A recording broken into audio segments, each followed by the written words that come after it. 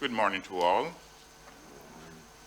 We do apologize for this late start, but this is a result of a request from the hotel that they were running a pump that was keeping some noise, and they just asked us if we could have delayed our start by a couple minutes. This session is now called to order.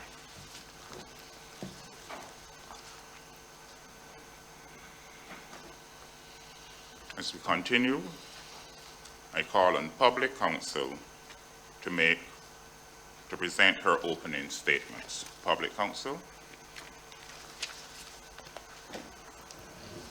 Good morning. To my mind, in determining whether or not there should be a rate increase, the applicant must have cogent evidence to prove its case. It is not simply enough to say I'm broke, or to say if I do not get this increase, then I won't be able to survive, or I will be in dire straits. The question must not only be asked, it must be answered as well. Does the applicant need money? And even if the answer to this question is yes, the next question that must be asked, where is this money supposed to come from? Is it supposed to come from the consumer? We as consumers, the consumers do not have that luxury to seek money when they don't have any. And as a representative for the BARP, a vulnerable group in society, the question of the affordability to consumers of a rate increase must definitely be examined. To my mind, it seems somewhat inappropriate timing for a rate increase in favor of the applicant at this time, given the global economic situation, and more particularly, Barbados's very own economy. Currently, the cost of living in Barbados is extremely high, and there's evidence of this in a Barbados Today article. The Honorable Prime Minister suggested she would announce, and I quote, a raft of measures to help Barbadians to cope with the high cost of living. One of the questions that the applicant has failed to address is the consumer's ability to afford the burden of a rate increase. A rate increase in electricity isn't just simply a rate increase in electricity. This rebounds to increases in basically all the other amenities. To get water, you need to have a pump. As we know, when if the electricity goes off, sometimes you don't have any water because you have to pump the water. So if electricity rates rise, all other amenities for Barbadians will rise as well. And this factor has not necessarily been addressed. It also affects the government's fiscal management policies as well. I also would want to consider, if we're looking at another important question, you would have to look at the debt equity ratio of the applicant and their issues with cash balances. The question must be asked if this debt equity ratio does in fact suggest there are in fact in dire straits or there is even a problem. We also would suggest that if there is a problem, can it be suggested that this issue was self-inflicted? I say that because what we're looking at is the fact that at some point, the applicant opted to pay their shareholders a very large dividend. This brings us to the next question that must be asked. You have to look, to my mind, one of the very important questions that the Commission cannot leave out and must address is whether or not the applicant operated in a prudent manner. If it is found that they did not operate in a prudent manner, should the consumer be held liable for their lack of prudence in their management? Should the consumer be asked to pay for decisions that may not have made sense at the time the decisions were made? These are very important questions that have to be addressed. The applicant might want to suggest there was a COVID pandemic, there's the Russian-Ukraine issue which prevented the supply chain and had supply chain disruptions. And there's also in general price increases on the international and the domestic market. As you know, once there are international price increases, for the most part, then Barbados, as we import most of our stuff, what happens then? The prices rebound to us. Between the months of March 2021 and March 2022, Central Bank of Barbados offered little hope that the economic climate would necessarily improve very much. And the thing is that it must be said that all these issues, the COVID pandemic and the Russian-Ukraine issues, affect everybody, every consumer, every person in this room. And to my mind, the applicant does not get to say that they should be placed in some special category because of these occurrences. Is it therefore enough to just seek support from the public, from the consumer, from the average Barbadian citizen who has nowhere else to go to get his electricity, instead of perhaps seeking some alternative means of income? Is it that only society at large is supposed to be the only one to try to cut and contrive, while the applicant just simply says, without any cogent evidence or without any evidence that can actually stand up to the correct test, just simply says, if I don't get this increase, I'll not survive, I'll not be able to do this, to do that. Is that sufficient? I say no. There must be some proof. It's not simply enough to just come in here and say, if we don't get this increase, we will not survive. That's not enough. There must be evidence, and proper evidence, that supports the fact that the only way of survival for the applicant is the consumer who is already facing an extremely high cost of living.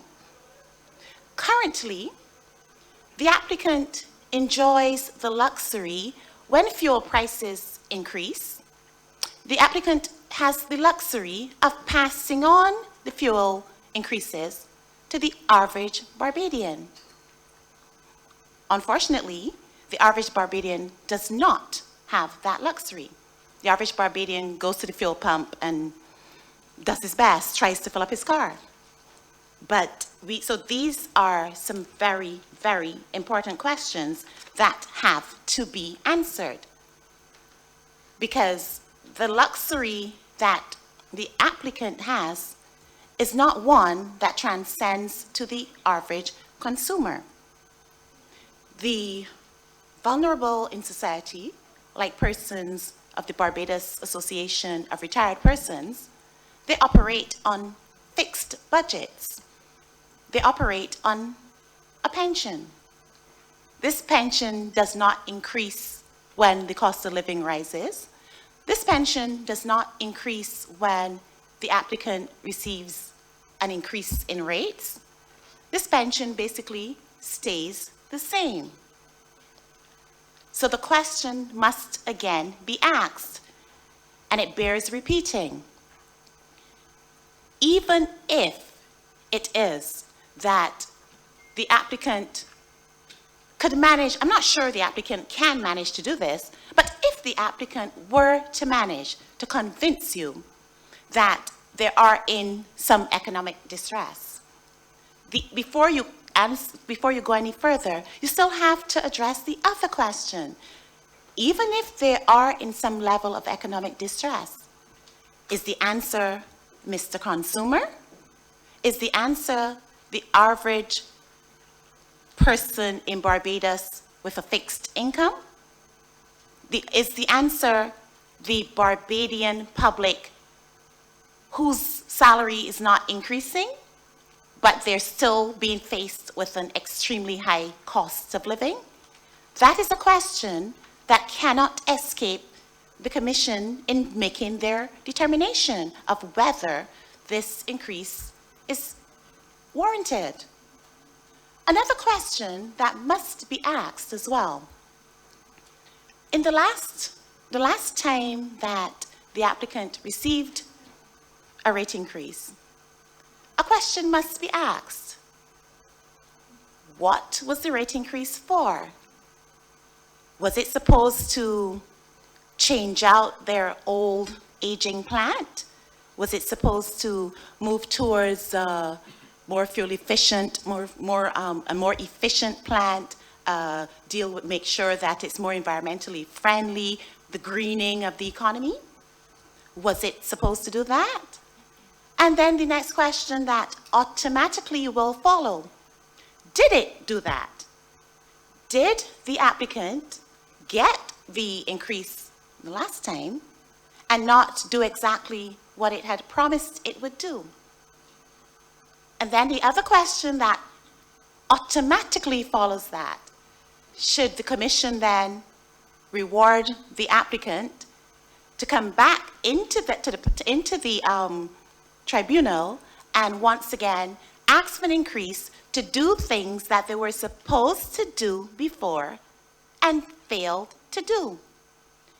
Was the money used previously to prop up an aging plant instead of moving towards the greening, moving towards improving, being more environmentally friendly? All of these questions have got to be answered.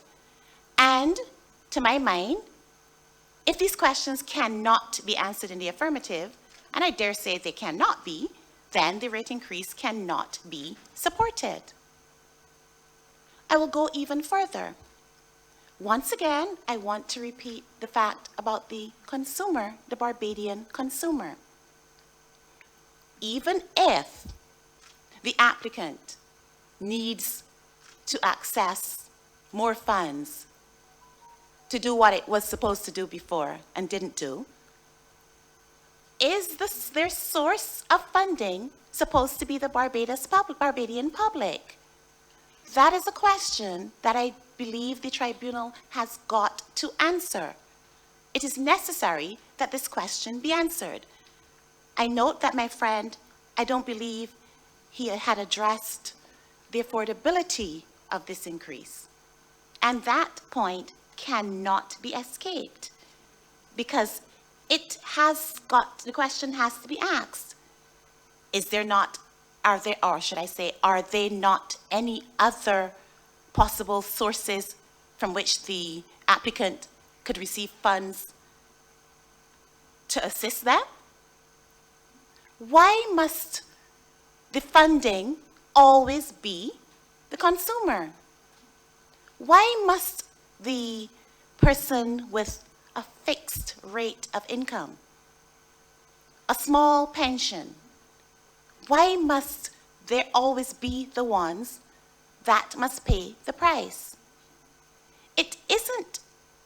Is it fair? Is it reasonable? My issue then stems from the fact that to my mind, there are other means of funding for their plant. Other persons do not have the luxury of coming to a tribunal, a commission, to fund their plans. They don't have that luxury. To my mind, the funds of the applicant, based on the information we currently have, do not appear to suggest that funding from other sources is impossible.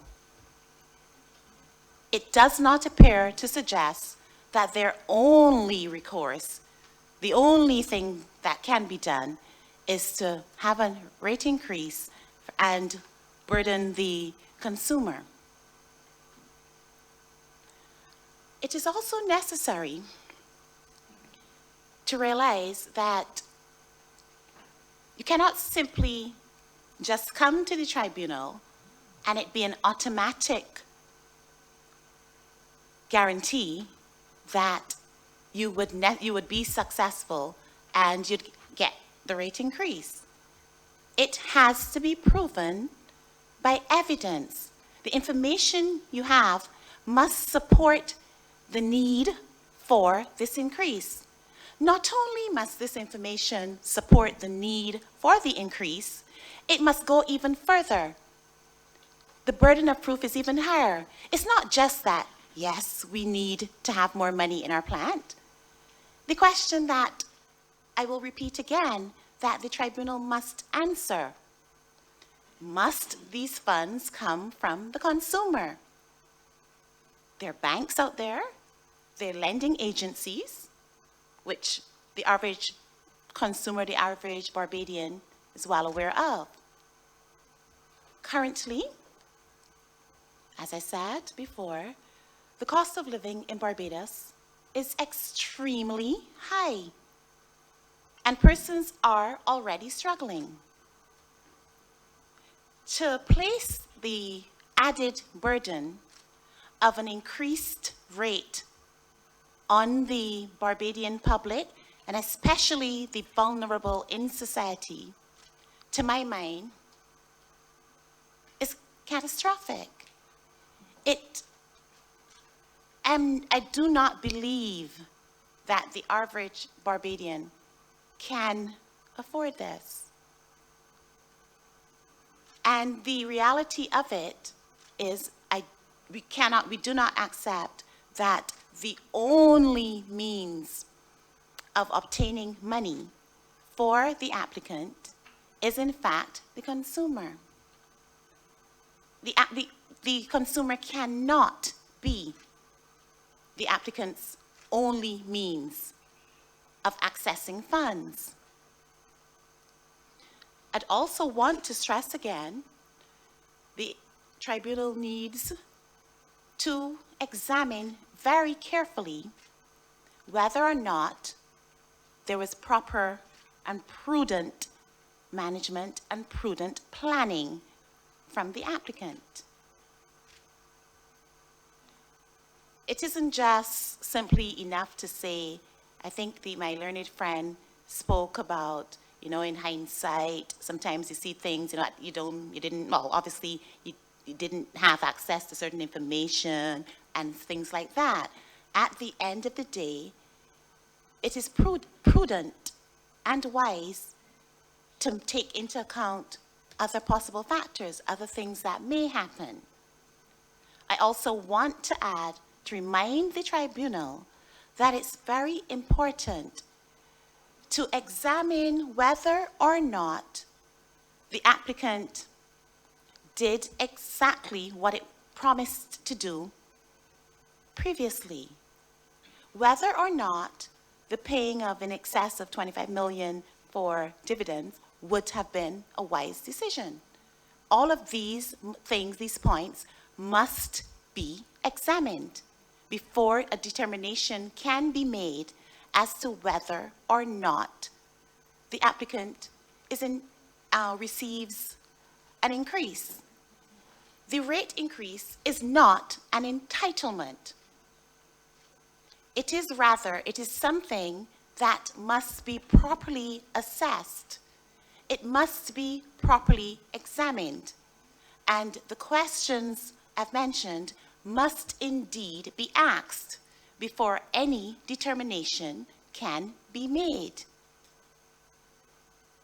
This is serious business that we are undertaking. It is not simply a given that an applicant makes an application and, we sit here and then automatically you get this increase. It does not work like that, and it cannot work like that. The tribunal must ensure that it examines all the evidence before it. And to that end, our experts on the public counsel side, they will provide information which would suggest that the rate increase probably has not been proven and should not be afforded. In conclusion, I wish again to point out that this question, even if the Commission were to conclude that the applicant is in dire straits, the applicant needs funds, even if the Commission were to conclude that that is indeed the case,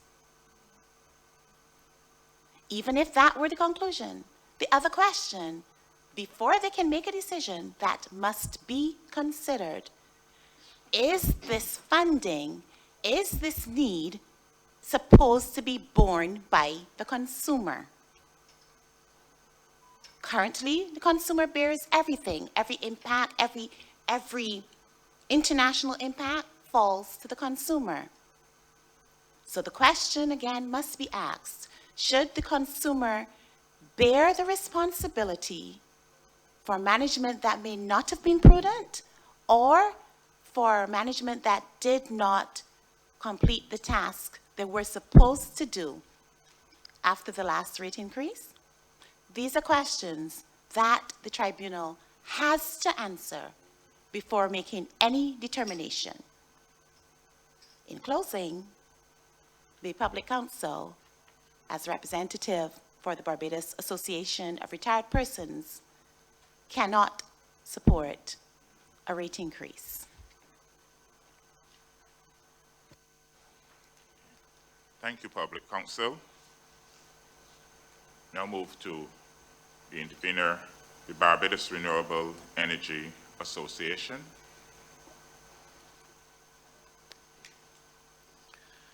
Good morning, Chair. Good morning to all. The reason that BREA is involved in this hearing is that since our inception 11 years ago, we have been successfully participating in many important issues relating to the development of the energy sector in Barbados on behalf of all Barbadians.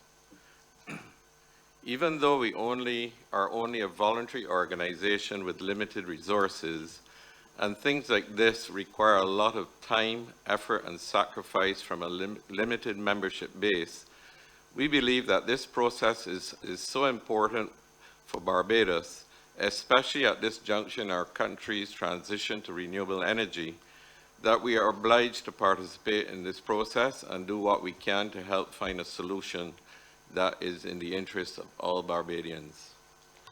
This does not mean there should be no increase in rates, nor does it mean that there should be an increase in rates. What it means is that we collectively have to help the Fair Trading Commission identify all of the facts so that they can make the best decision. I would like to emphasize here that we are here in the interest of all Barbadians first, as even though we are a membership organization, we have always believed that the interests of our members can only be served if the interest of our country has been served. We are very cognizant that any rate increase at this time will be challenging for many Barbadians. No one wants to pay more. I definitely don't as an individual. However, we also know that if the company needs additional money to carry out the work needed for us as a country to transition to renewable energy to avoid future fluctuations in fuel costs and to continue fuel costs that continue to challenge us and is needed to maintain a high quality supply in order to attract investment in Barbados and for our businesses and citizens to be successful. Then for the Barbados Light and Power not being able to get what they need to do so may work against us and may not be the best solution for us. And that is what this process is all about. We are here to help the FTC carefully examine what Light and Power have proposed and work objectively together to find the right balance, one that would be in the best interest of this country. I'm one who believes that short-term gain is no gain at all unless it helps us to get to a better place in the future. This may mean that at the outcome of this process, there could be no increase in rates. It could mean that there's increase that Light and Power has asked for, or it could mean an increase somewhere in between. We don't know what it should be and should not prejudge it. We should do what is right for our country. If at the end there is any increase at all, the next step would be to see how people are being impacted and how we can mitigate the worst impacts. We have been told by Light and Power that they propose to cap the increase for persons below a usage of 150 kilowatt hours at $6. I think that was the number I heard. And they have said that the new clean energy bridge is saving quite a bit in the fuel charge already, which they say will more than make up for the increase in base rates for many customers. This is very good news. However, I think we need to see if we can do more for those who will be impacted most by the proposed rate change. The most affected customers by the rate structure proposed will be those in the secondary voltage power and large power tariffs. These are usually the medium to large commercial and industrial customers. So if this new rate structure is approved, we have to look at these to see how we can help educate them to manage their demand charges, which, if done properly, could help not only reduce their costs, but also reduce Light and Power's costs in the long run, which would be a win-win for the country. It may take time after this hearing is over for us to find that right balance, but it's really worth pursuing. However, within the secondary voltage power tariff, there is a vulnerable group that we need to give some attention to. There are some business people, some of whom in places like the Pelican Village and other multi-use facilities, which have three-phase supplies, and even though they are using small amounts of electricity, get a bill with a minimum demand charge because they have three-phase supplies due to the nature of the electricity wiring in the facility and are having difficulty affording their electricity bills even now. This will be made even worse if the demand charge is adjusted as proposed. In the last rate case, a facility was provided to allow for Light and Power to have discretion to place these low usage three-phase customers on general service, but this does not seem to be being used as intended, and this facility seems to have been removed from the rate application. The cost of this to the company is likely to be minimal, but the change could be devastating to each affected. If it's not changed, it could be devastating to each affected individual and maybe the difference between them staying in business or going out of business. There may also be some in the large power category that are on minimum bill as well, but may also need some attention. Our government has set out on a path of 100% renewable energy by 2030 because it sees that this is the best way forward for our country. As we transition to this, we will rely less and less on Light and Power's existing generation plant as it is retired over time, but they will need to invest in many other measures in order to facilitate increased penetration of renewable energy into the grid and to maintain a stable grid frequency. These measures include things like line upgrades, substation upgrades, transformer upgrades, new lines, energy storage, synchronous condensers, and other critical equipment. To do this successfully, Light and Power will need resources to do so.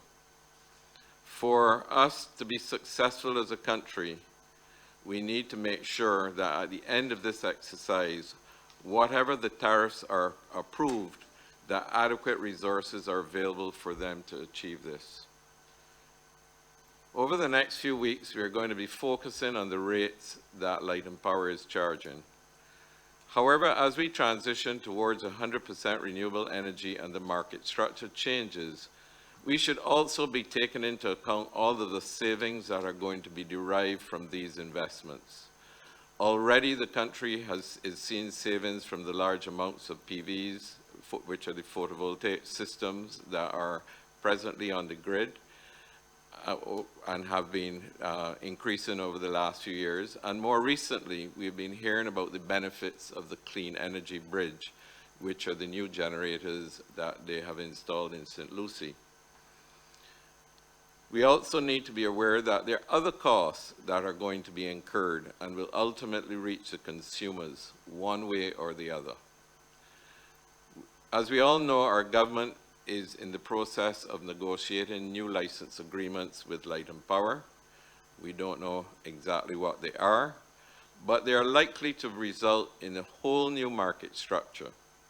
So as we move forward, we will not only have to be concerned about the costs that Light and Power is incurring within their own plant and their operation, as we are doing today, but we'll also have to take into account the payments that are being made to the renewable energy generators, which are being directly passed through to customers, along with the other administrative costs associated with all of the systems that will be needed to manage this new market structure successfully.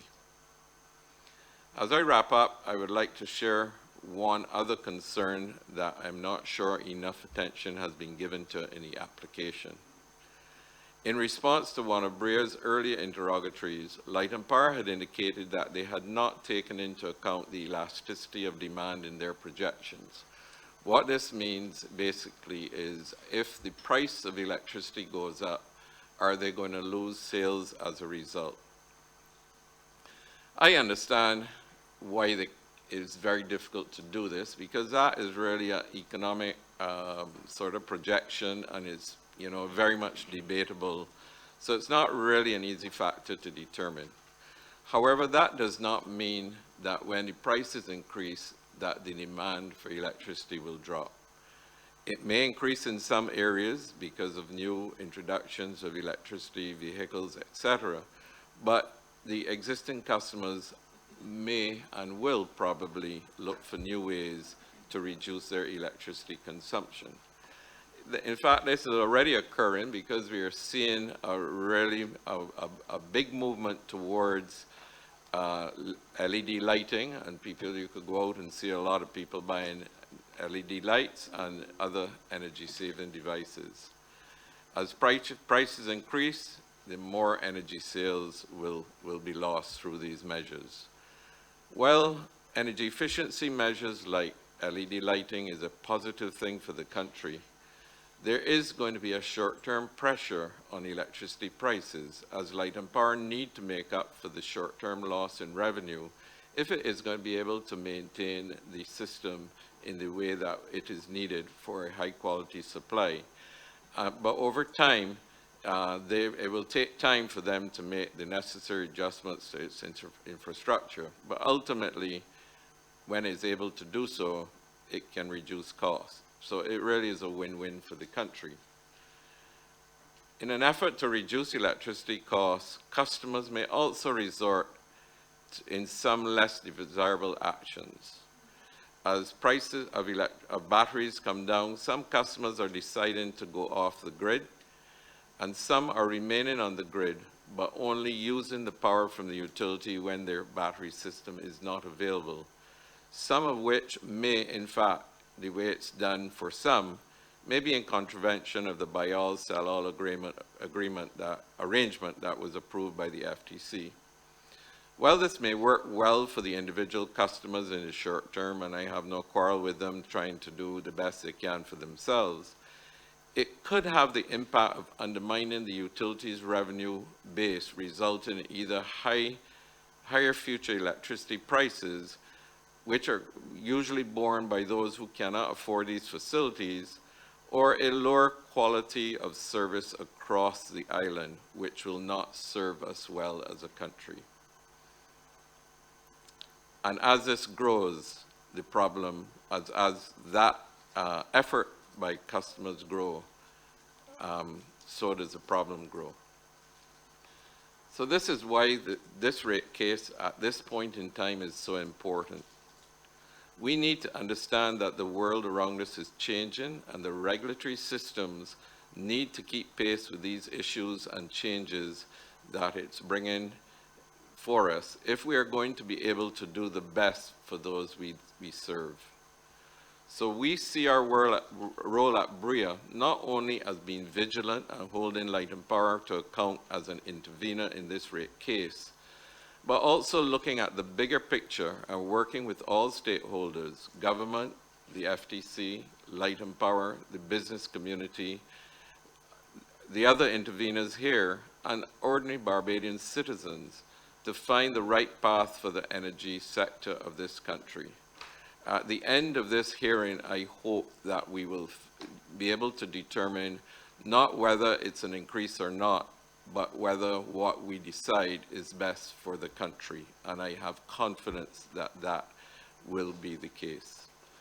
Despite our limited resources, we have shown our commitment through our participation as a key stakeholder in the development of the Barbados National Energy Policy, the Integrated Resource and Resiliency Study, the Energy Storage Study, and many FTC consultations, and most of Light and Power's recent applications, including the Depreciation Study, Hedging, Energy Savings Finance Program, etc.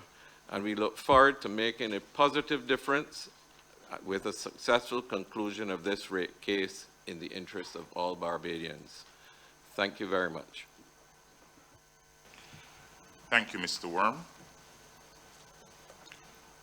The Energy Division, Ministry of Energy and Business Development, Ms. Cummings. Yes. Good morning, Chair. Good morning, panel. Good morning, fellow interveners and everyone.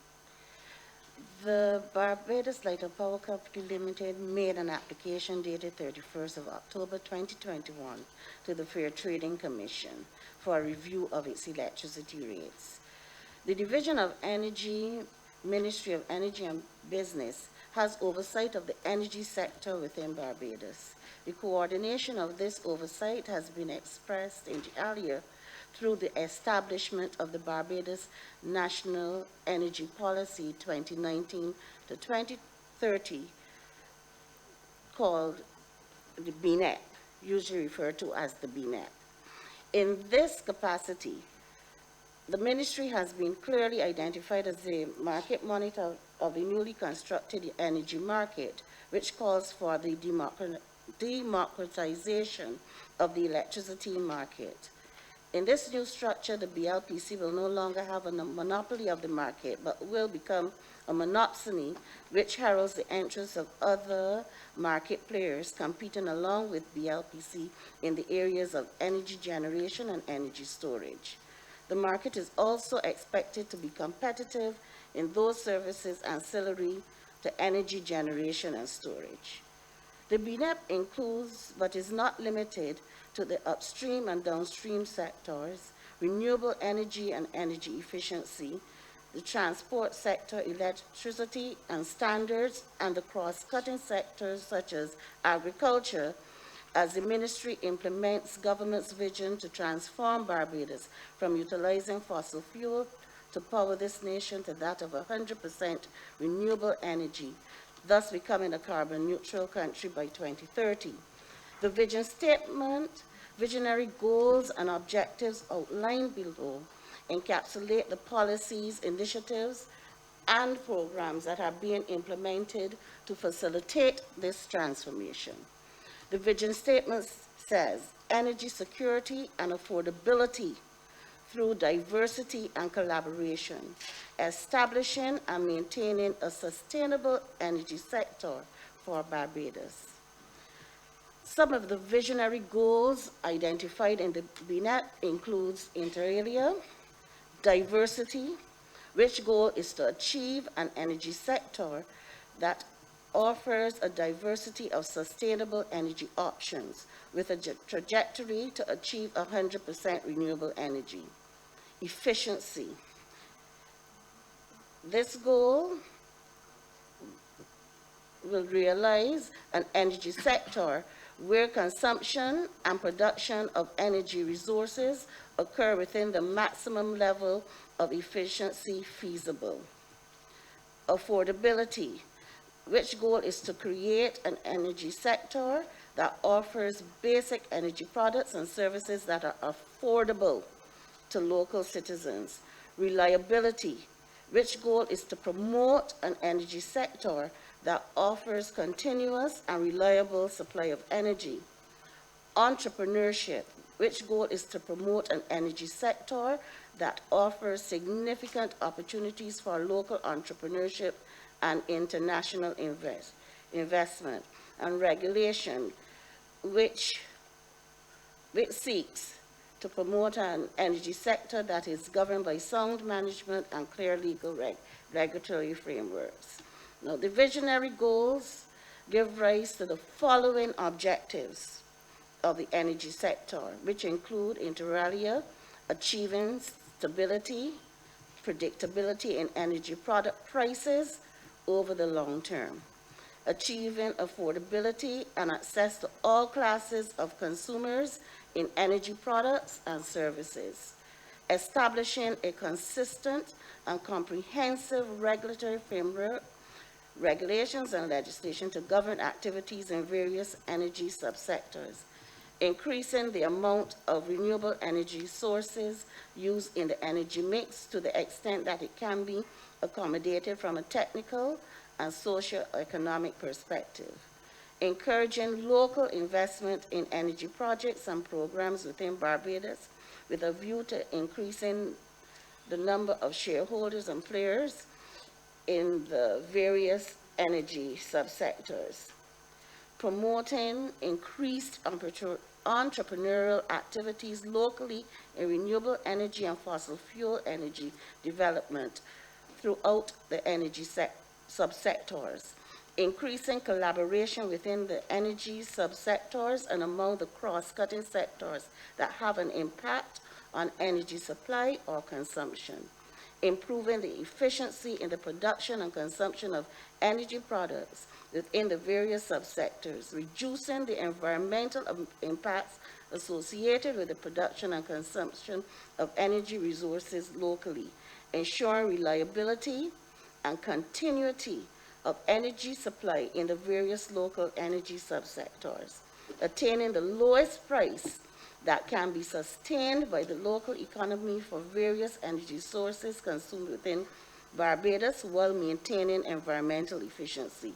establishing effective partnerships between national and international entities for local energy projects. Now, the ministry, as the market monitor, has a role to play ensuring that the rates BLPC is requesting the Commission to approve, are fair and equitable, not only to the BLPC, but to the other market players who must not be disadvantaged in any way by the final decision. The rates set also directly and indirectly affects the successful implementation of the BNEP. Now, the concerns of the Division of Energy. The Barbados Light of Power, BLPC, has a long history with Barbados that spans over 110 years. For most of this period, the company has served Barbados and Barbadians well, and the Division of Energy congratulates the company for its long, mutually beneficial service. However, BLPC's operations over the last 11 years, span has presented some unprecedented peculiarities, some of which include expensive capital structure, massive dividend payouts, significant decline in cash flow, and indeed during the first 7 years of the period, the period 2009 to 2020, BLPC can be described as a very financially healthy company with strong profitability and liquidity. However, between the period 2015 to 2020, there was a precipitous fall in liquidity as a result of the dividend payouts to shareholders of $292.1 million.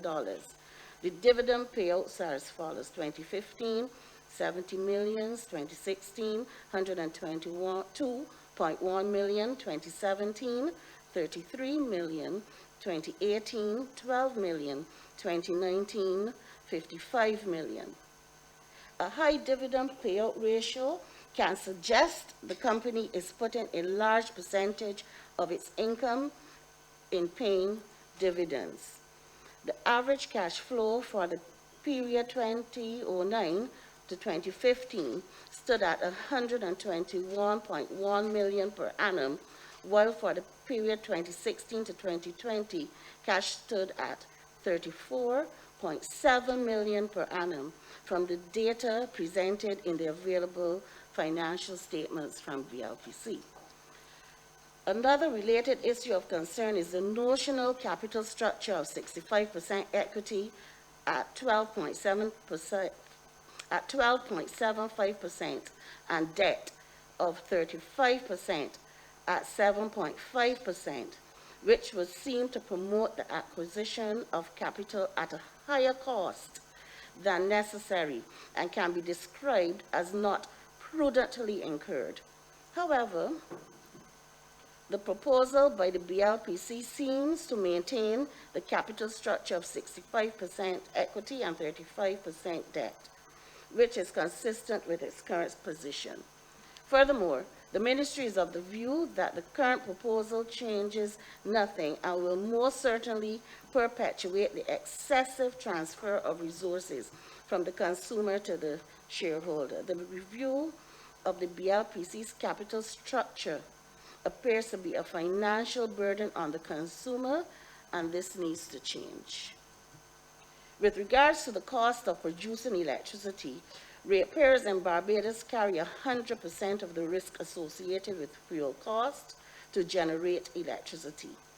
This cost, depending on the price of petroleum, has over time represented between 69% and 76% of the total electricity costs incurred to generate, transmit, and distribute power. That relates to the rate base. Therefore, this will incur some market risk as it relates to wages, salaries, operations and maintenance, and general and administrative overheads accounting for 24% to 31%. Within the general and administrative overheads, depreciation is a significant element within this cost center. Depreciation represents on average 46% of total overheads, which is a non-cash element. Ultimately, on a cash basis, this value is returned to the share in dividends. To make matters worse, it is anticipated that as more power is evacuated through the existing lines and transformers as a result of increased electrification under the BNet, increased system losses will be incurred. Moreover, system losses within the FCA may result in additional costs to consumers. The Ministry holds the view that system losses within the FCA and the proposed renewable purchase power adjustment should be carefully assessed to determine if system losses should be featured within these pass-through mechanisms. And if so, which portions of these losses should fall under the purview of the consumer and that of BLPC. Given the above concerns, the Ministry is of the view that the proposals within the BLPC submission for a rate review may have a countervailing impact on the policy goals and objectives of the BNEP. Now, the Division of Energy is not debating whether the applicant should or should not receive an increase of electricity rates, as that is the remit of the Commission. However, the division, after examining the applicant's application and its supporting evidence, does not support the rate asked for and has made written submissions defending its position and making recommendations to the Commission and to BLPC, which it is hoped will be seriously considered by the applicant and the Commission. In conclusion, it is recognized that the FTC has a duty to ensure a balance between that of BLPC's revenue requirement and its marginal cost to produce and supply electricity. The balance exists where the average cost of electricity supply is equal to the price at which demand is satisfied, and a reasonable rate of return is achieved. And we hope, sir, that at the end of this whole exercise, that we will be able to reach that point at a reasonable position that would not see any overbearing hardship placed on the ratepayers of this country. Thank you. Thank you, Ms. Cummins.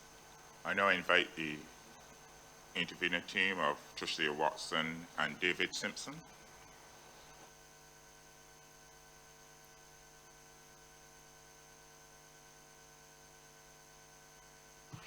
Thank you. Good morning to everyone.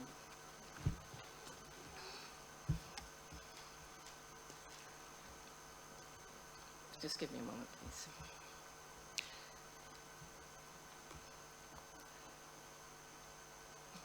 Yesterday, the Fair Trading Commission, in reviewing a motion tendered in support of the public,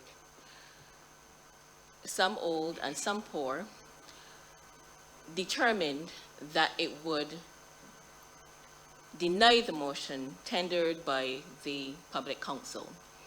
One of the reasons that the Commission stated was that my colleague did not provide evidence.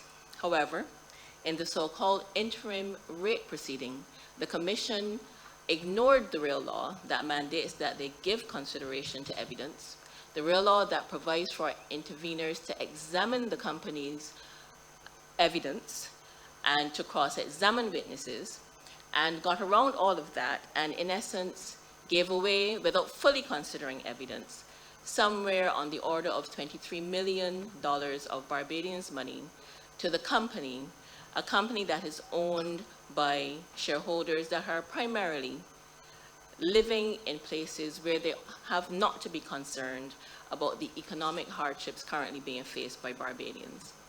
This team of interveners asserts that in that matter, and our assertion continues to be, that the FTC did not have legal power to grant that interim rate, but it did. You can read the decision yourselves. The Fair Trading Commission states in that decision, the URA is silent on the power of the Commission to grant interim rate relief. But at the suggestion of the company, the FTC proceeded to legislate and purported to give itself authority to grant interim rate relief.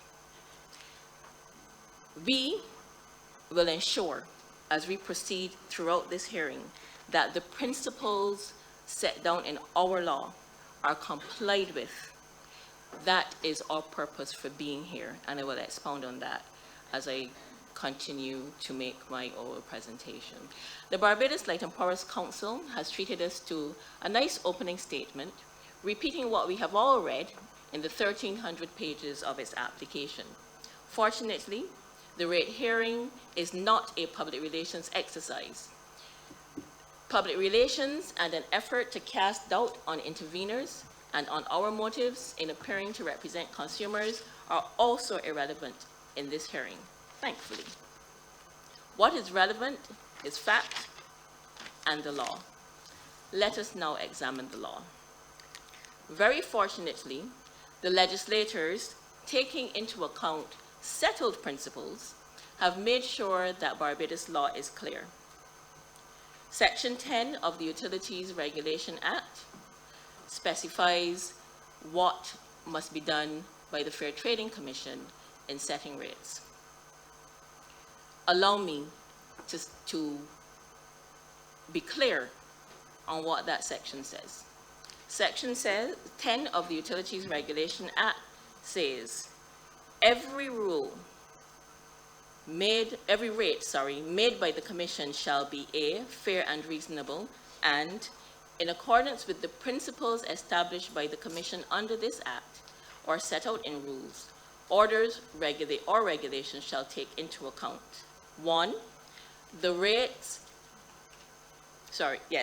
being charged by competing service providers for supplying a similar utility service, the standards of service being offered by the service provider and by competing service providers, the return on the rate base, the rate of inflation in the economy for any preceding period as may be considered appropriate, the prospective increases in productivity by the service provider, ensuring that consumers are provided with universal access to the utility services supplied by service providers, and, importantly, such other matters as the Commission may consider appropriate.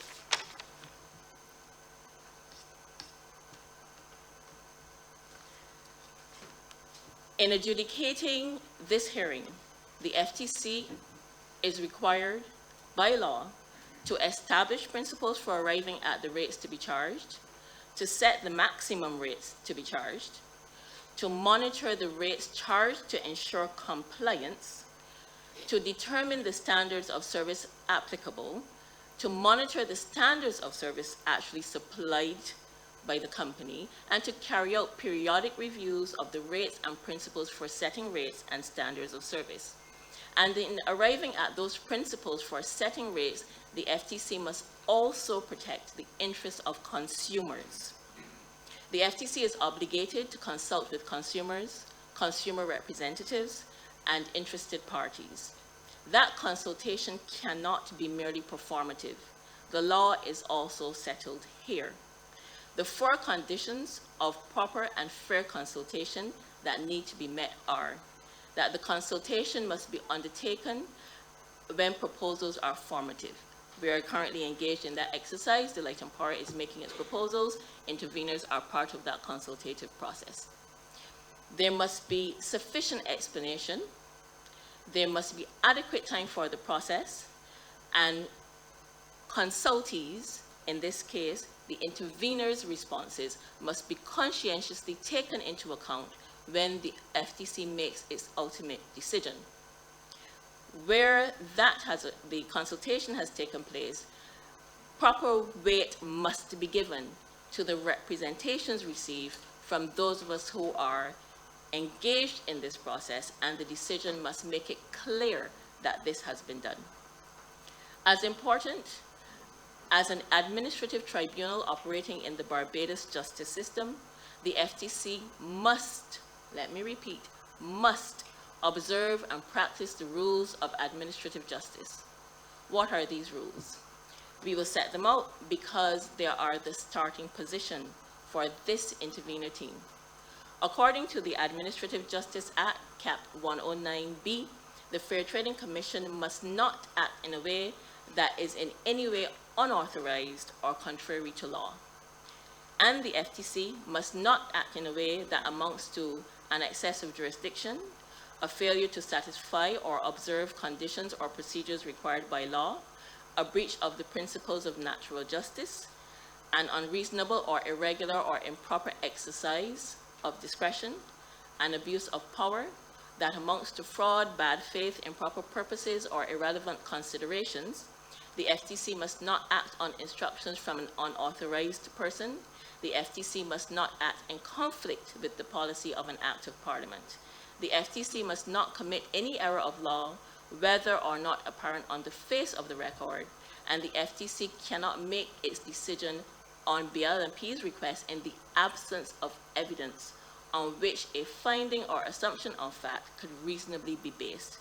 The FTC must not act in breach of a duty or omit to perform a duty.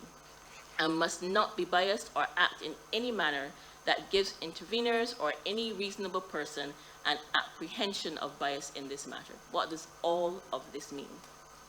It means that the decision maker, the Commission, needs to come to a decision in a procedurally fair way. Otherwise, the decision may still be considered unlawful. That means that we all parties, must be afforded procedural fairness, due process, and that in the interest of fairness, the disclosure for the reasons of the decision and a fair and thorough opportunity for the statutorily required consultation must be completed. The BLMP is the party in this hearing with the responsibility to prove that the rates being sought are justified. The burden of proof is not on interveners. Our job, the job of the intervener team of Watson and Simpson, at a fundamental level, is to contribute to the best of our, dare I say, considerable ability to the Fair Trading Commission's understanding of this case. We will do that by ensuring that the Barbados Light and Power proves its submissions requesting the increased rates to the legal standard required. Barbados Light and Power must prove its case on facts and accurate data, not on public relations and marketing, not on promises that the company then does not fulfill. This intervener team is here to ensure that consumers are not made through increased rates to support any inefficiency, any wastage, any imprudence, any super profits. We do not argue that shareholders should not earn a reasonable return on investment. We do argue, however, that they should not be enriched on the backs of poor Barbadians, or not so poor Barbadians for that matter. And we argue that when the Barbados Light and Power is awarded a rate of return on investment on the basis that it will invest in our grid, then there must be that investment according to what was stated in sworn evidence given to this very same regulator. This is the reason that we will press for the Commission to review this case only on the basis of the revised depreciation information and calculations. This is why we will fully explore the issue of prudence and cause the Barbados Light and Power to account for its failure to comply with the Fair Trading Commission's, fully comply, I should say, with the Fair Trading Commission's decision on the 2009 rate increase request. We will ensure that there is no double recovery or confiscation from consumers through the rates being sought.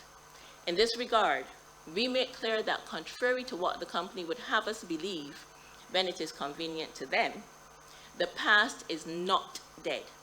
The past cannot be ignored in this case. It is to the past that this intervener team will look to measure the company's true performance, because that performance is relevant in setting rates. That is the prudence that we speak of. It is to the past that we must look to judge compliance with the FTC's rulings and orders, its compliance with its license, and its compliance with Barbados law. Counsel for Barbados Light and Power spoke a lot about fair and reasonable rates. He quoted some cases that folk in the cost of service regulation world know by name. That is easy to do. Let me make clear, though, that what the settled law is. The settled law is that for rates to be just and reasonable, or as we say in Barbados' jurisdiction, fair and reasonable, there are certain factors to be considered.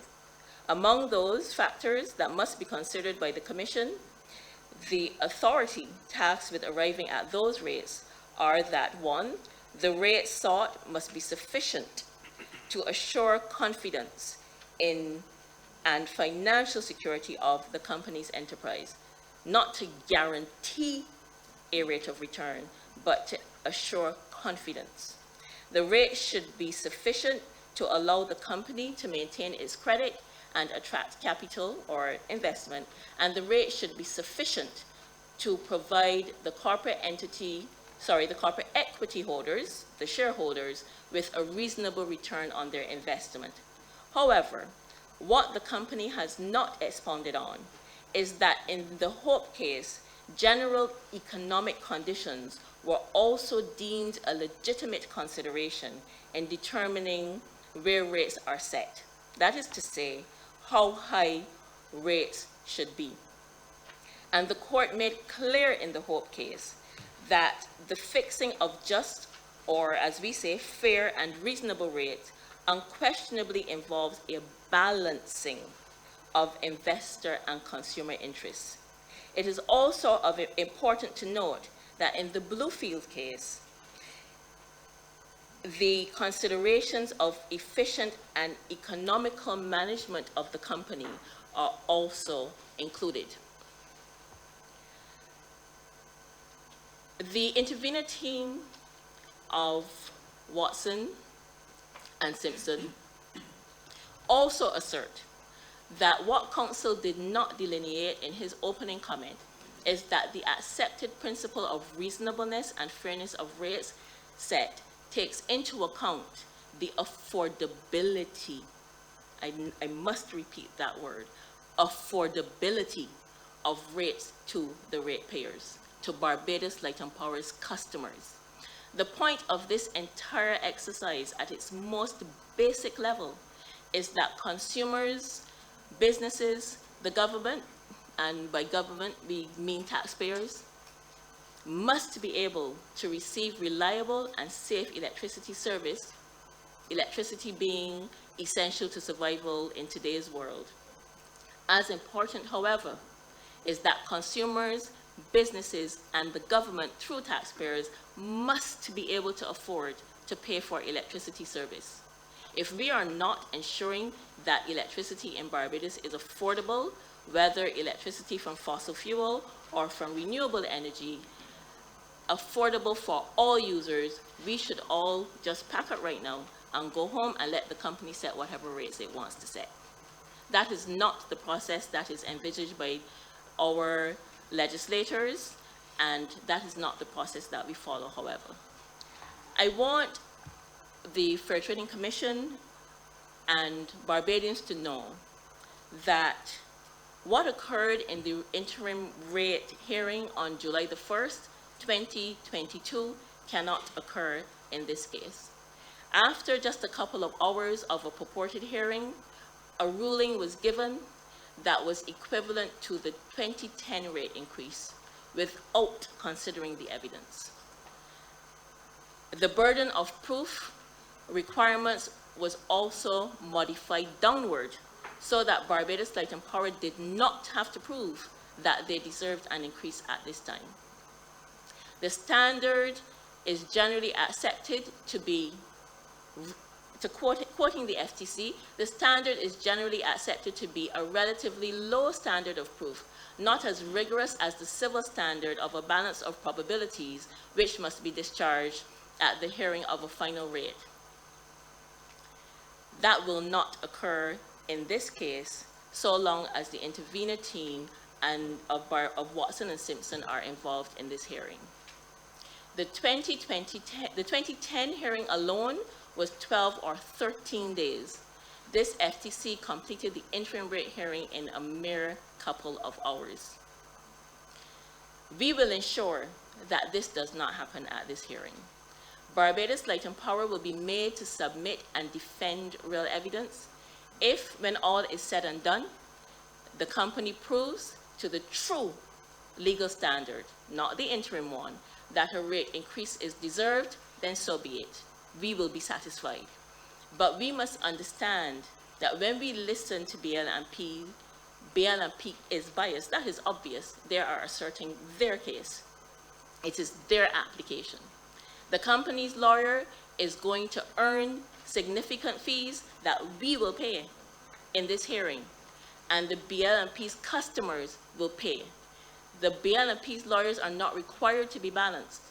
Indeed, I have done such work, and I understand exactly what the requirement is. The company's representatives are not witnesses. they are required to be biased towards the company.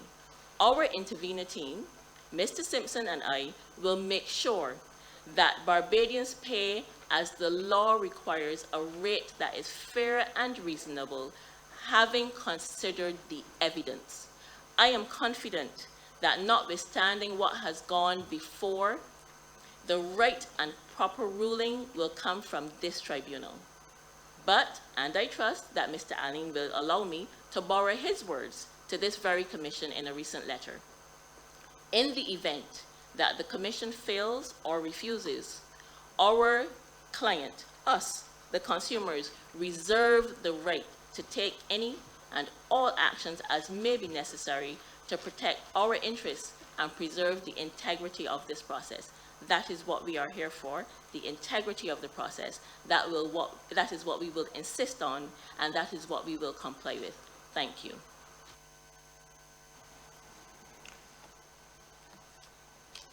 Thank you. Ms. Watson, the Commission notes that you have commented again on the power of the Fair Trading Commission to grant interim relief. The Commission has already made its decision on the application for interim rate relief, and it has given the law and the reasons for that decision. That decision can be found on the website of the Fair Trading Commission and can be scrutinized by anyone. The Commission is of the view that if there is a challenge to that decision, it should be taken elsewhere. Mr. Chairman. I no right of reply. Mr. Chairman, I think I should be given the right no of right reply, of reply, as is my constitutional right. No I right simply of want reply. to assert that it is my right to comment on that decision. That is all that I will say on that matter. Mr. Wendt. Thank you, Mr. Chairman.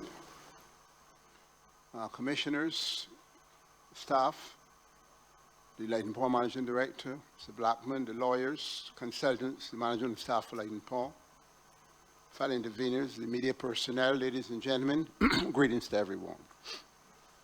Thank you, Mr. Chairman, for giving my team and I an opportunity to be part of the proceedings. By now, you know I'm Ricky Wendt. I'm a former utility executive who previously led rate case teams of the telephone company and appearances before the then Public Utilities Board. And I have managed a utility and held senior local and regional positions in Cape Wireless prior to joining my present firm, Axel Finance, then first as general manager and now as the senior regional advisor. My team comprised of Dr. Ali Alfar, who is overseas, Mr. Adlai Stevenson, who couldn't be here this morning, is trying to be here next week, and next to me is Mr. Tony Gibbs. Dr. Alfar is a regulatory expert who specializes in engineering and valuation and depreciation of fixed assets.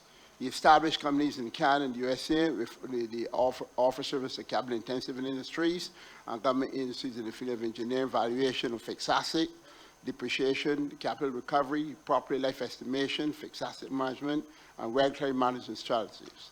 Apart from his work and appearances and hearings in North America, Dr. Alfar has also provided regulatory services in Barbados and in Trinidad and Tobago. Mr. Adlai Stevenson, who previously worked in corporate affairs in Cape Wireless, was an integral member of the company's regulatory team prior to taking up his regional appointment as rates entire position. He's the chief executive of the Cotton of the Caribbean, Inc. Mr. Tony Gibbs, and there are several of them, so ours is Mr. Tony Kite Gibbs, has held senior management positions in local, regional, and national organizations, including the engineering manager of Intel Corporation, the engineering manager of Qualcomm, the engineering management of the consultant of Coors and Light Brand, the director of finance of Cardi, and he's also been an intervener, and he writes prolifically on the electricity sector. Mr. Chairman, as you can see, our team has a good regulatory knowledge and experience, which we collectively seek to employ in the hearing of the Barbados Light and Power Company's application before the Fair Trade Commission in a manner that achieves equity on the part of ratepayers, the independent power producers, and the company. In this regard, our team strongly shares the view expressed by the Fair Trading Commission in its procedural number 1, that the regulator must be satisfied that the rate will avert financial distress while also considering the well-being of the consumer who is particularly concerned about the rising cost of living. More will be said about that later. As for our letter of intervention, we intend to closely examine key aspects of the application with primary focus on the test year, the operating expenses, which will include the fuel expense, the depreciation and capital recovery. We're also going to look closely at the insurance. We can look at general expense and the generation expense, and the general expense, which include the customer care, the finance, the human resource, taxes, especially taxes on income, and we will closely look at all these matters and the technical operations of the company. Yes, these are matters essentially made the test year, which was settled on 719 of the application. Well, with respect to the test year of 2020, which is meant to reflect the baseline of the utility when setting rates and tariffs, we already indicate that the chosen test year was more than normal. COVID-19 resulted in prolonged lockdowns, layoff, decimation of the tourism sector, and the main driver of the economy, and indeed virtually every industry was adversely impacted apart from healthcare and a few others. The good news is that at page 18 of the Line Paul's application, it is noted that on March 8, 2021, the Commission accepted the Line Paul's test year for 2020 for filing subject to review during the hearing. So we look forward to this review, and that was at a time when profits for Line Paul was $69.4 million in 2018, $53.4 million in 2019, and $28.7 million in 2020 for obvious reasons. In the BLPC application, then selected that test year, as we said, so we'll be closely looking at that. Now, it is virtually impossible to assess the request of any utility for an increase in rate without reviewing the performance of the utility between the last application, in the case of Line Power was 2009, and its current request in October 2021. In order to do so, our team requests the non-consolidated financial statements of the company from 2009 to 2020, in January 2022, again in March 2022, and in May 2022. The company was only provide that information on the 7th of June in PDF format, which is extremely difficult to perform comparative analysis. So we sought Excel spreadsheet format, but our request was denied. However, we are manually getting assistance to manually recreate that information because we want to conduct meaningful analysis of the company's performance over the past 12 years or thereabout. Apart from those non-consolidated financial statements, we've been reviewing the 2010 decision, and among things discovered that it was the company's intention to retire the steam plant unit in 2012. And that's page 39 in that decision. And as far back then, the BLPC indicated that the aim was to install plant that is efficient and which is of the lowest economic cost in the country, such as the medium speed diesel units, and that would be like the current clean energy bridge. That's in the 2010 decision at page 24.62. At the time the BLP requested an 2009 increase, it projected consequential savings would be $30 million per year. And we estimate that was the savings estimated, and at the time when the oil price was $60 per barrel. And in addition to that, that would be in the field being able to install the new equipment, which will use not only less fuel, but less costly fuel. So even if the decision at the time to change the plant was the right one, we maintain that there should have been a cost-benefit analysis presented to the Commission to say, look, we have reviewed that decision, and now we believe from this analysis that it's better for us not to to extend the life of the steam plant, and that decision would have been clearly considered by the Commission. Now let's look at the fuel expense. Now the fuel expense is $202 million. That was in 2020 in the test year, and $271 million in 2021. As was said by intervener of the Ministry of Energy, that cost is heavily borne and all borne by the ratepayers, being that every means with potential to reduce its impact must be thoroughly examined. So our team will be seeking to understand how the savings arising from the deployment of the 33 megawatt clean energy bridge, the 5 megawatt energy storage device, the 10 megawatt solar PV plant, and I think they are trends, are reflected as known and measurable changes in the fuel expense. For example, the 10 megawatt solar PV plant, which resulted in estimated savings of $8 to $10 million annually, using an oil price of $60 million a barrel, and we saw that at page 6 of the application. As per the 33 megawatt clean energy bridge, that is supposed to generate $30 million, assuming a $60 US dollars per barrel, and that is page 16 as well as the application. This is critical given that consumers have seen drastic increases in the fuel charge this year. So, Mr. Chairman, we would have to see how these savings not are just spoken about, but are reflected in the reduction of fuel prices. Mr. Chairman, you would recall that a recent article, Bajans shocked by highlight bills. And that was by Natasha Smith on page 22 of the Sunday Sun, where several dreaded the customer experiences were highlighted on page 22 of that publication.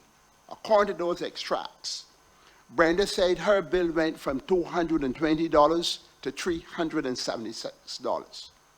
Lana's went from $90 to $140 with a newer freezer. Lisa's bill increased from $150 to $214. Karen said her bill went from approximately $190 to $293. And she says, I've done everything that I know. Right? So when I got my bill, I was surprised. Another homeowner, Crystal, said she purposely unplugged everything except her refrigerator, and her bill went from $110 to $280. So it has been really tough on ratepayers. Now, and this is now before any increase, before the interim increase, before the increase we're looking at. This is what customers were telling us. So fortunately, government has granted some relief in reducing the VAT from 17.5% to 7.5% for the first 250 kilowatt hours.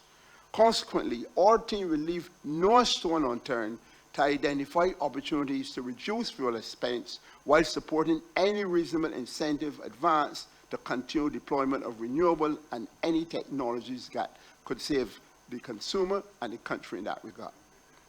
On the matter of insurance, high attention will be given to insurance as the adjustment of $4.1 million, which is 50% of the $8.2 million in the 2020 test year. That is striking.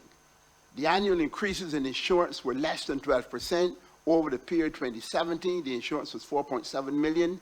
In 2018, the insurance was $5.2 million. In 2019, it was $5.8 million. But come 2020, the insurance is $8 million.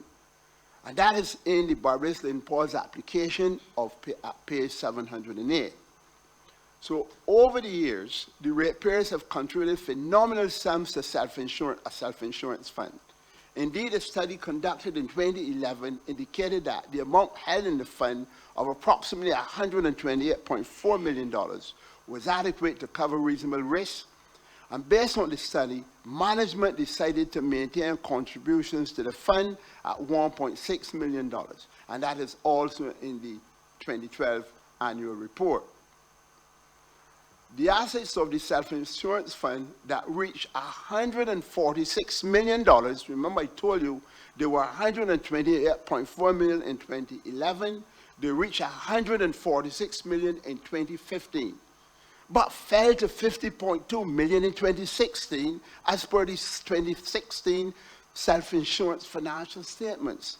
Since it was possible to return such funds to the company, then our team wants to determine how ratepayers can access the said funds in order to offset any increase in general insurance that is being projected to increase 50% in the test year.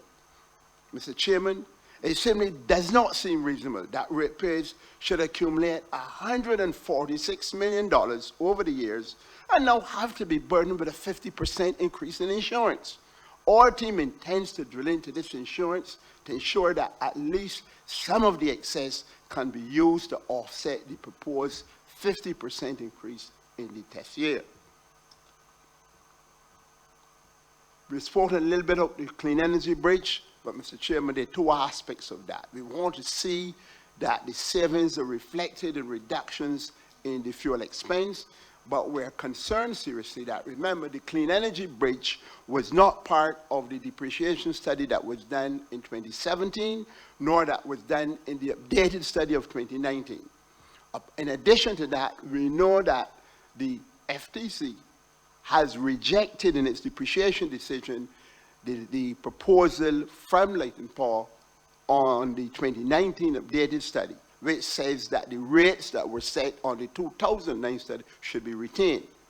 So BLPC's retirement track record show that that type of plant remains in service for a very long time. Although the Light & Power committed to retiring its almost 50-year-old steam plant 10 years ago, that equipment is still in place. The Light & Power low-speed diesel end-of-life assessment shows that the age is around 33 years, and these are still in service. The Clean Energy Bridge, a highly inefficient clean energy plant, and they are recommended as hybrid with renewables. So therefore, that plant, as the Light & Power said, will continue to provide both reliability and resiliency to counteract reduced availability of renewables on any given day, and that is at page 785 in the application. The average service life of the CEB, therefore, should be at least 30 to 33 years and not the 25 years proposed in the application. Now, what does that mean? That means that the $5.3 million in the test year would have to be significantly lower. So we want to see the impact of the Clean Energy Bridge, the savings. We want to see those tangibly resulting in reduction in the fuel expense, and two, that the Clean Energy Bridge is going to last much longer than 25 years. I remember it was not in the depreciation study of 2017, updated 2019. Now let's look at the 2022 decision. In relation to that depreciation expense, the FTC decision disallowed the depreciation rate for the generation. The decision meant that $27 million, including test year for 2022, should be probably, we estimate, about less than $7 million, to be less, reduced by about $7 million. And we'd look at that, because if you apply the rates for which the FTC says I approve for you, and Light & Power says if I propose these rates for you correctly, I have to use them in my audited accounts, which they did, and those accounts are audited that we all have. The depreciation expense you will see for generation was $27 million. So this, after the service life of all diesel units now is averaging 33 years. Clearly, we have to relook at the test year impact, and what does that mean?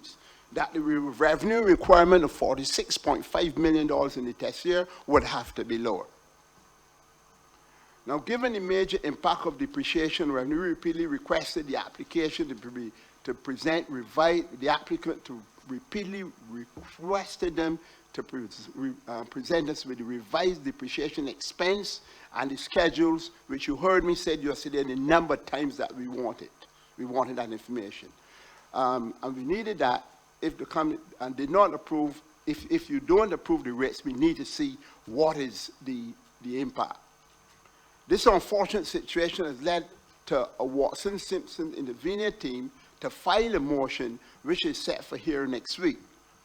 We should never be at this point where the revenue requirement, the rate base, and more, which the applicant presented for approval yesterday, all have to be adjusted. And as I said yesterday, we can see it has happened to me in other rate cases, and that's exactly why we removed the depreciation study. Schedules had to be says RB was the Blackman one, or any of their presenters, you're going to have to see a revised application.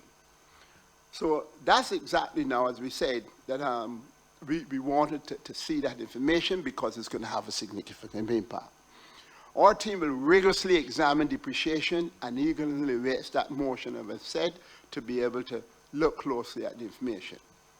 Let's take a look at human resource.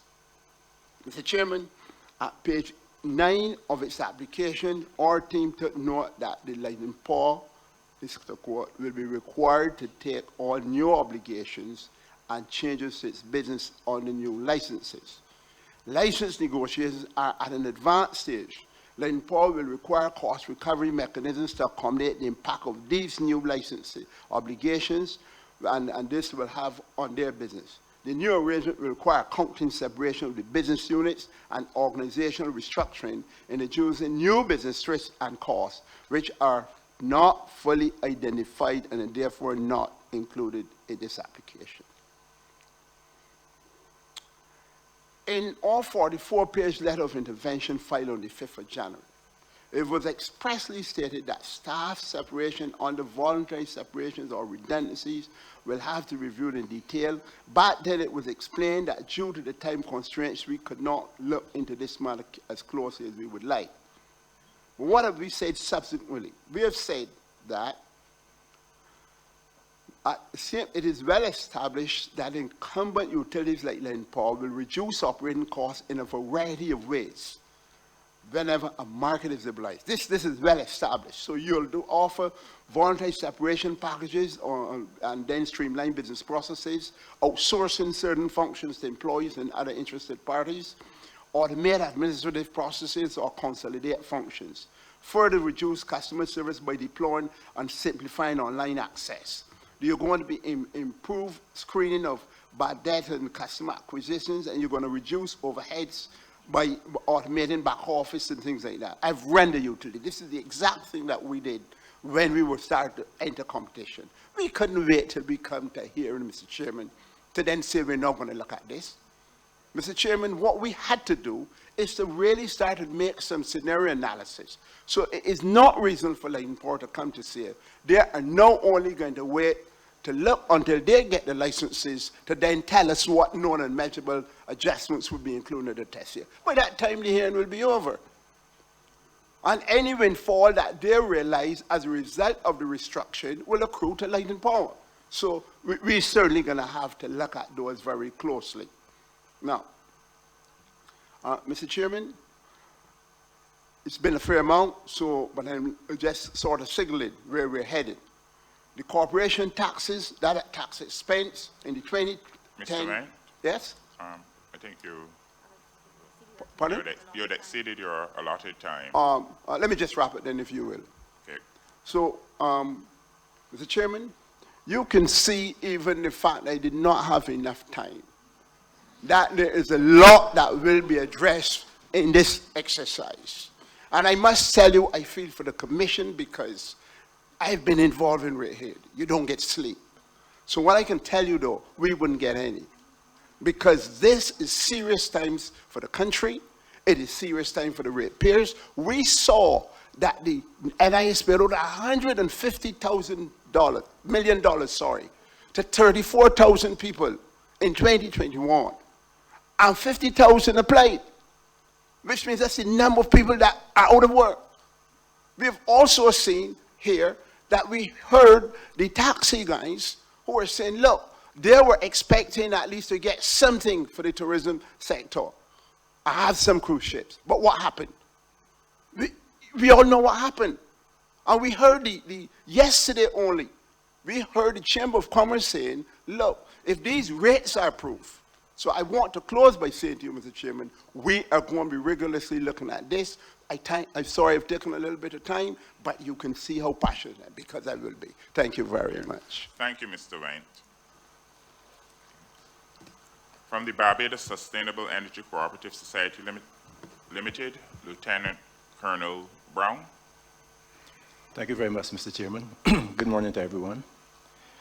The Coalition of Cooperatives and Concerned Citizens is honored and pleased to have been allowed to participate in this public process that is intended to ensure that the legitimate concerns of all stakeholders of the regulated public utility called the Barbados Light and Power Company Limited are taken on board in the determination of their fair rates and high quality service for customers and for fair returns on investment to shareholders.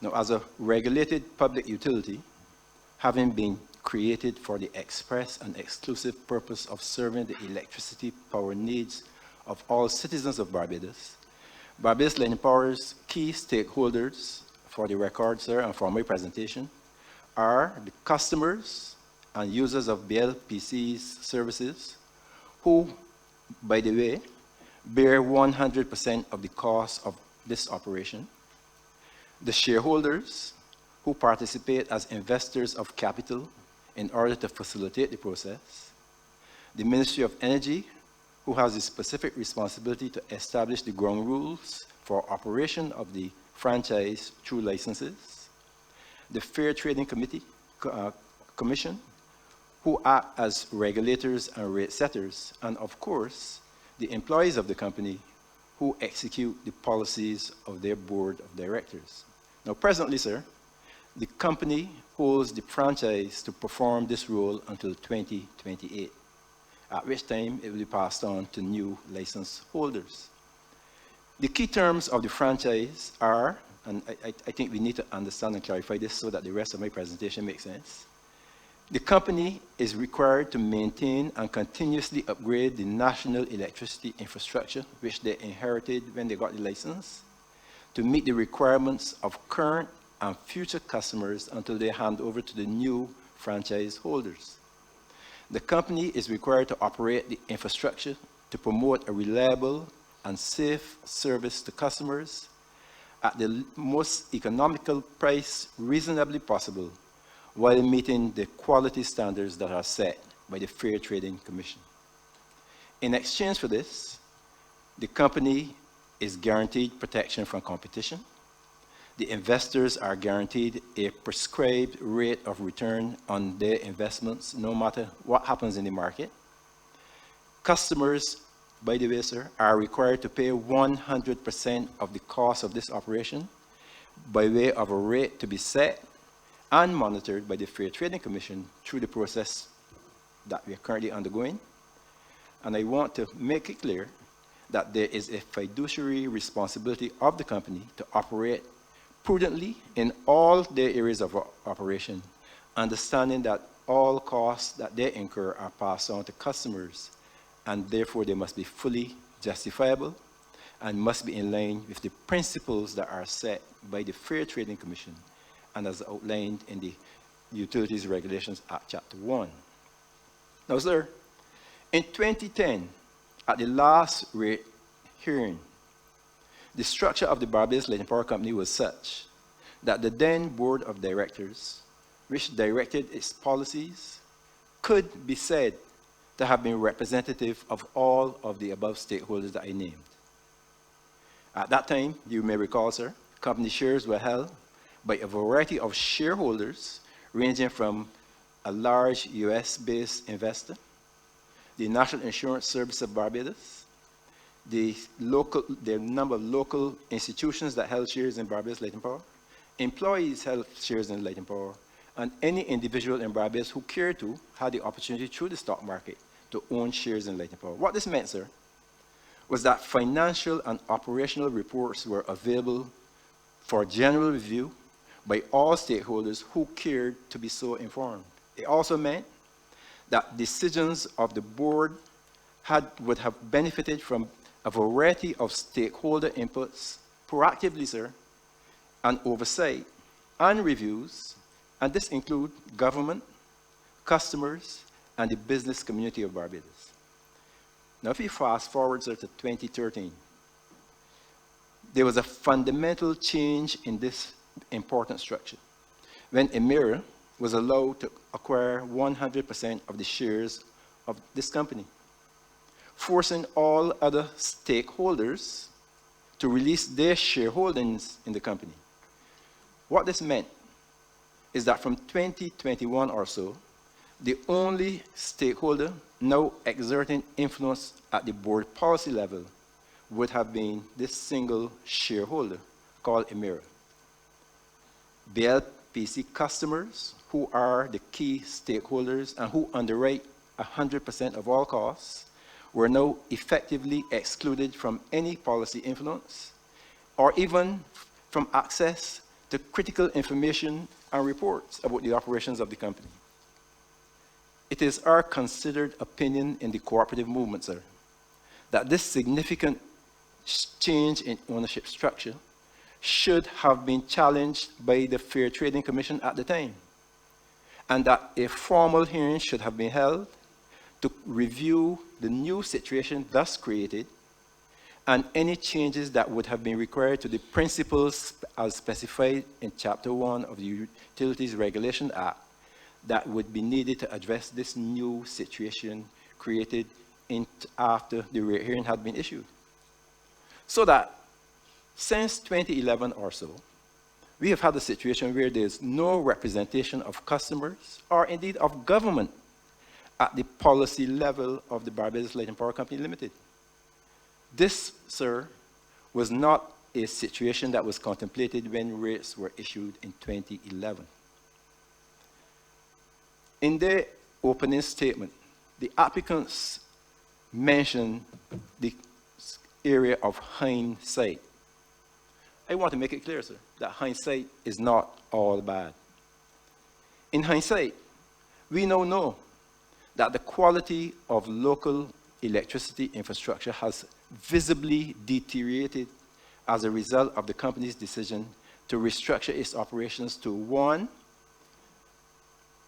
refocus management priorities away from putting customers first and towards putting safety, profits, legal maneuvering, and especially public relations at the top of their priority list, in our considered opinion. They have drastically reduced maintenance staff. They have cut maintenance budgets to improve their bottom lines. And they have reduced insurance protection for the company and for Barbadians by reducing a self-insurance scheme that was put in place for the protection of this country. We also know, sir, and this is in hindsight, that plant and infrastructural improvements which were promised by the company and supported by the Fair Trading Commission, whose costs were added to the customer bills in those rates in 2010 by the Fair Trading Commission, were not implemented by the company, sir. Nor did they seek to reduce and rebalance the rates after not having implemented those promised improvements in infrastructure. It is hindsight also, sir, that tells us that commitments by the Barbados Light and Power Company in 2010 that fuel costs paid by customers would be reduced, we were told, sir, by in the region of $30 million per year as a result of efficiency improvements that they were undertaking to the infrastructure once the 2010 rates were granted. These turned out, sir, in hindsight, to be false promises. It is instructive, by the way, sir, that in the 11 years since Emira takeover, annual dividend payments moved from the prior average of less than $10 million per year, historically paid by Barbados Light and Power, to a new average over the next 11-year period of $48 million per year. And sir, I'm using averages. I'm not interested in test years because we don't want to have a situation where you can cherry pick a test year and tell me that this is the average. The average, sir, is the 11 years divided by 11. Apparently, these dividend payments are purely discretionary decisions by this board of directors that now only represent shareholders and not stakeholders. In many cases, sir, the dividends paid actually exceeded the net income of the company for the year. Cumulatively, for the 13-year period since the last rate hearing, a total of $538 million were paid in dividends to the sole shareholder of Barbados Light and Power Company, who holds $200 million in shares. This represents, sir, an average return on their share investment of 24%. Now, I heard all sorts of percentages quoted by the company, by the counsel for the company. But if you have $200 million invested, sir, I'm from the cooperative movement. We do this on a day-to-day basis. If you invest $200 million, sir, and you get returns of $538 million over an 11-year period, you cannot get that to come to anything less than 24% return on investment, sir. This is at a time when market rates were near to zero, sir.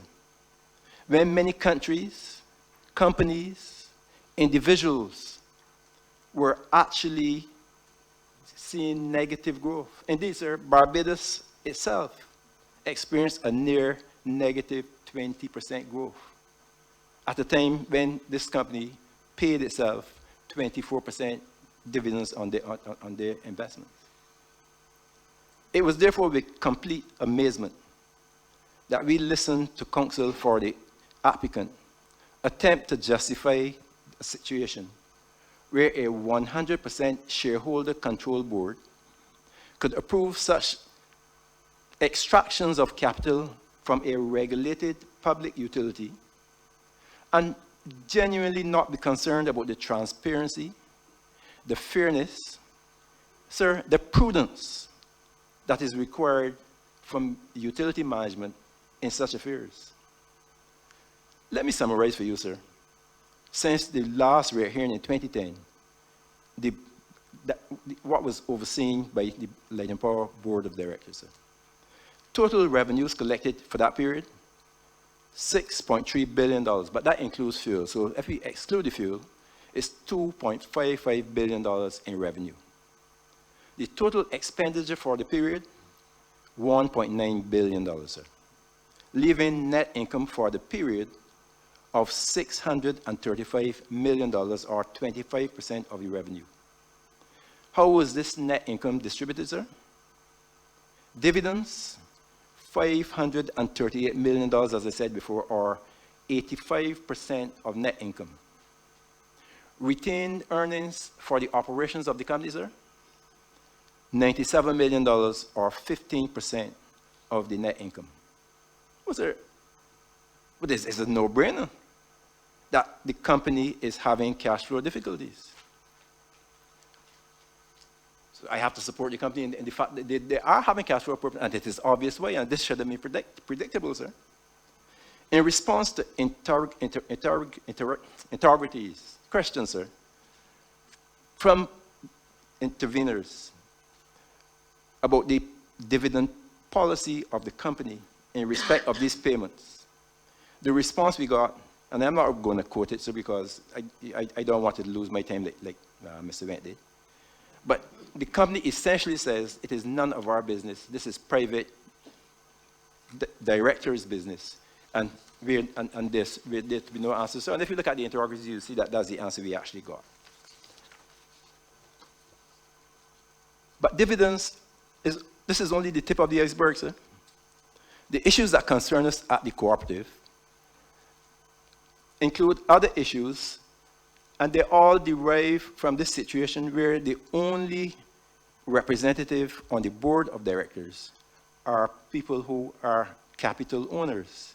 There is no representation of customers, of government, and of the other major key stakeholders.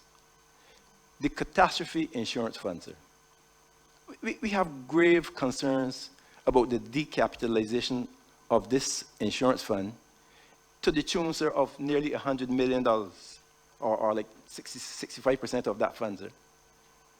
Apart from the logic of removing protection that was put in place for this country in the event of a catastrophic hurricane, we have concerns that even if this could be justified, sir, these are funds that would be accumulated on the backs of rate-paying Barbadians from 1998 until 2016, sir.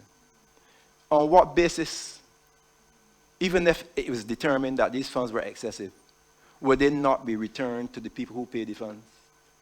It boggles our mind, sir, that it could then be determined by the company that this would be income for Light and Power, and then pass on in massive dividend payments to the shareholder. We are concerned, sir, that this is simply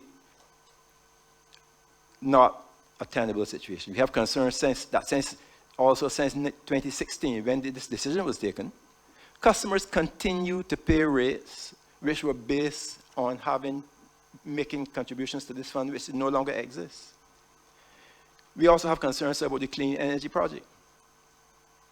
This is a fossil fuel project that has been constructed well into the period when the government of Barbados have put in place a Barbados national energy policy that seeks to move away from fossil fuel and into sustainable energy. It boggles our mind, sir, that this could be contemplated by the main energy entity in Barbados. We are concerned that this is simply a project that appears to offer maximum profit levels for the main shareholder, who have been bragging internationally, sir, about their ability to generate profits in the region of 40% on projects that they execute. We are concerned, sir, about how conflicts of interest are avoided when various options are explored for the design and construction of this plant. When the board, the contractors, are all Emira-controlled entities. When projects such as these are not managed effectively and efficiently, the question is, were projects such as these not managed efficiently and effectively by local project management teams before 2011? And was this not done with impressive results? Sir, there are a number of other projects that will receive our scrutiny during the hearing. Now, let me look briefly at solutions. I'm just looking to see if I still have time, sir. Subsequent to the last review of rates and principles by the FTC, there have been a number of fundamental changes at Light and Power, as I have outlined. This must be reviewed by the Fair Trading Commission before we can actually proceed to look at fairness and transparency in rate making. The shares of the company are no longer on the market. What this means, sir, is that the company is not benefiting from competitive market forces in terms of capital costs. Let me give you an example, sir.